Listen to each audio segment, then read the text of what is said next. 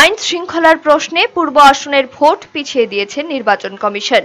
এটি রাজ্যের গণতন্ত্রের জয় বললেন বিধায়ক বাদল চৌধুরী। পূর্ব লোকসভা আসনের ভোট 18 এপ্রিলের পরিবর্তে 23 এপ্রিল হবে।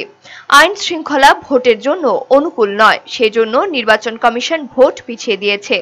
এ নিয়ে বাম বিধায়ক বাদল চৌধুরী প্রতিক্রিয়া দিতে গিয়ে বলেন, কমিশনের এই সিদ্ধান্ত ত্রিপুরার মানুষের জয়, গণতন্ত্রের জয়।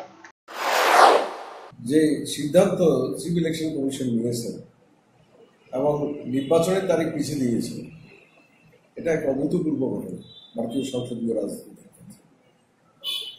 এর আগে কোনো নির্বাচনের তারিখ ঘোষিত হওয়ার পর বিশেষ করে আইন শৃঙ্খলা এই প্রশ্নটাকে তুলে এবং এটাকে উন্নত না করে নির্বাচন হওয়া কোনোভাবেই ঠিক হবে না পূর্ব ত্রিপুরা আসনে। এই যে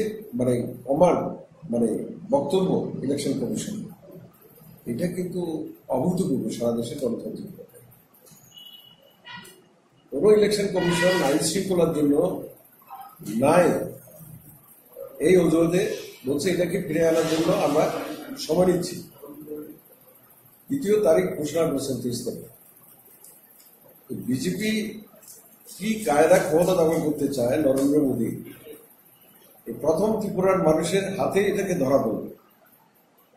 ইলেকশন কমিশনের মনে যাই থাকুক না থাকুক, কিন্তু ত্রিপুরা মানুষের যে এই প্রতিবাদী ভূমিকা এবং পূর্ব ত্রিপুরা আসনে তার জবাব দেওয়ার জন্য মানুষের যে মানসিক প্রস্তুতি, সেটা কিন্তু ইলেকশন কমিশন এটাকে অস্বীকার করতে পারেনি।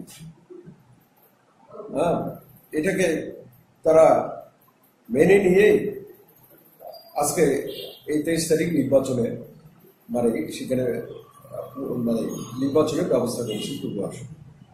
এটা ত্রিপুরার গণতন্ত্রের জয়, ত্রিপুরার মানুষের জয়। বিজেপির বিরুদ্ধে এটা মোক্ষম আঘাত।